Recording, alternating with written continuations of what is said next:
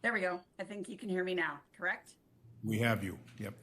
Yes. Hi. Good morning, committee members. My name is Lora Romney, and I'm actually a 9-year Kratom consumer.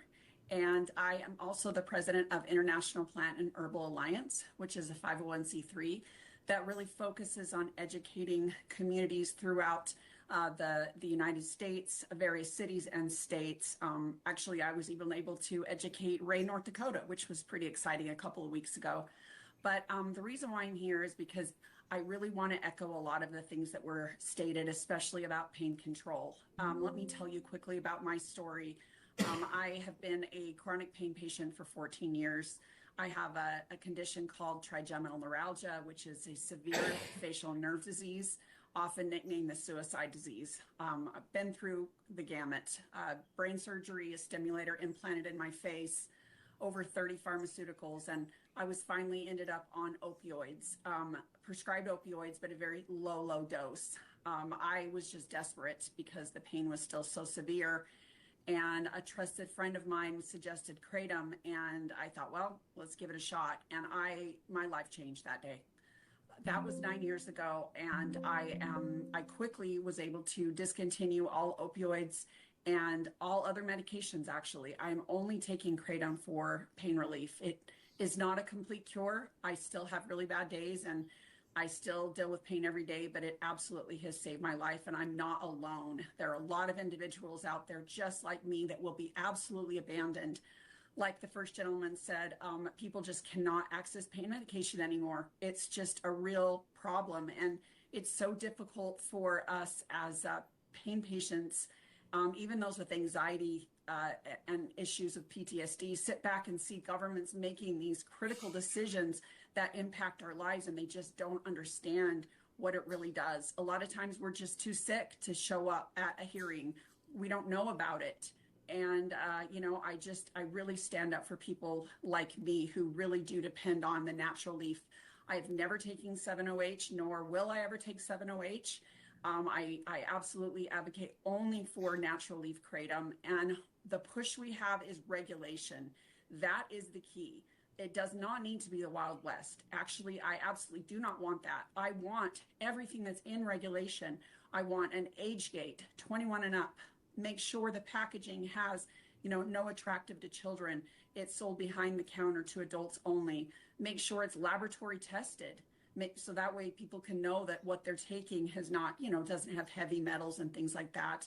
And, most importantly, make sure those levels of 7-OH are below that 2% line, which is the natural level for 7-OH in the actual natural leaf plant. So again, you may not know a lot about Kratom, but it's just a powder that I literally drink in a blender bottle, and I drink it. And the best part about it is it does not make me feel altered. I took so many pharmaceuticals that literally made me where I couldn't even drive because they had such bad effects. And literally, it is like I'm me again taking Kratom.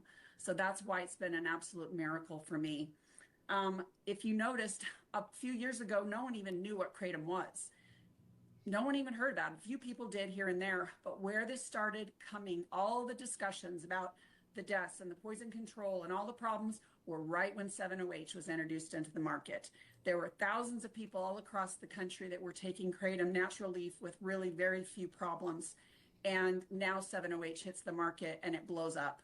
And so again, I just highly suggest that you really look at the facts, look at the science, look at the poison control data, see that it absolutely corresponds with those 7-OH products. Also, I want to say one last thing about the Kratom-related deaths. Those are Kratom-related deaths.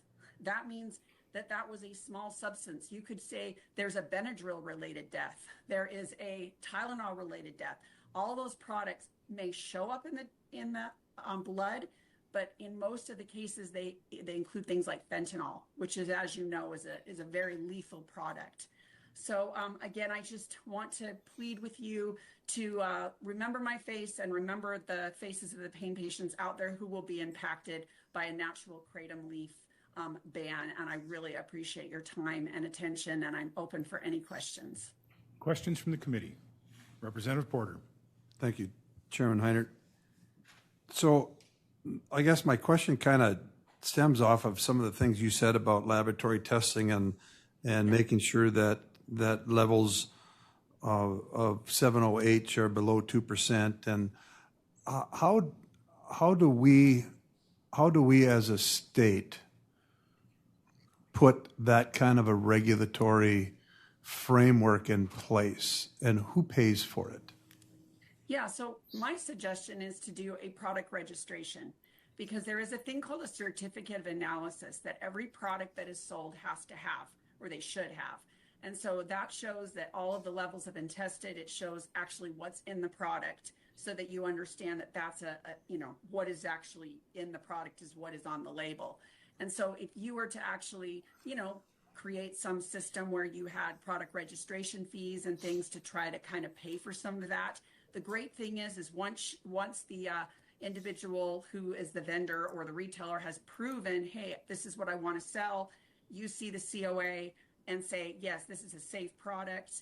And then you say, great, that checks off all the boxes, and that goes on our list, our registration list. So that way, all the inspectors can go in and say, oh, check, check, check, check. Yep, those products all qualify because they have been analyzed and they are allowed to be in there. So that's, I think, the best way to do it, because then you've shown that, these are tested products, and you have reined in those, the Wild West and focused on those certain products that pass. May I continue? You may continue. Thank you. So then your product registration format, would that take care of then also what I would see as the chemists and the plant specialists' ability to do hybrid type plants that will increase the natural chemical formula of the product? And we've seen that in marijuana, where they've been able to increase the levels over time with hybriding and other abilities that they do in the greenhouses. Are we going to see a greenhouse effect for this product? Very good question. And we already see, excuse me, people out there that are trying to create the next thing up, now that 7OH is going to be banned. So my suggestion is put in your law that you ban all synthetic derivatives. There you go. Because all you're doing is natural leaf, the natural quantities, and if you have any synthetic derivatives, it's gone. So, Mr. Chairman, and I understand that, but I guess I'm wondering what happens when the agronomist is able to increase the percentages in the plant as a natural leaf. Oh, Is there? I see. To alter. How do we stop the hybriding of the natural leaf? Because that's going to be the next game that's going to happen. Well, it is just a tree that's grown, and I know it does vary a little bit depending on where the tree is growing, like the time it's harvesting, and the various areas. So it can fluctuate a little bit in how much 7OH and things are in, and those different alkaloids. And by the way, I was at a symposium. It was really fascinating to see all the different alkaloids and the different areas where it was grown, how different alkaloids actually have higher values. So there are some differences, but realize it is a plant, it's a tree that's grown in Indonesia, and I don't foresee like the Indonesians coming up with a hybrid at this point where they're altering, they're almost genetically altering those trees. It's a very vibrant industry over there, and again, as long as you consistently keep it with the actual tree and the leaf, then I think you're good.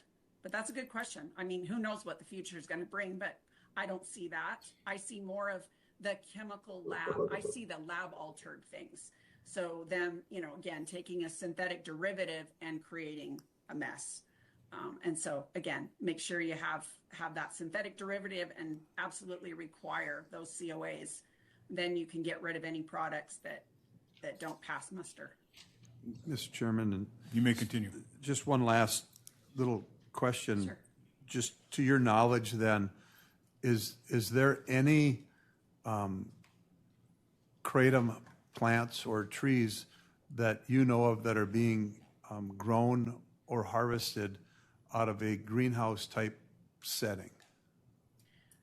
Honestly, the only places in the United States that are grown is typically there's some in Florida and some in Hawaii because it's a very tropical, they're really difficult plants to grow.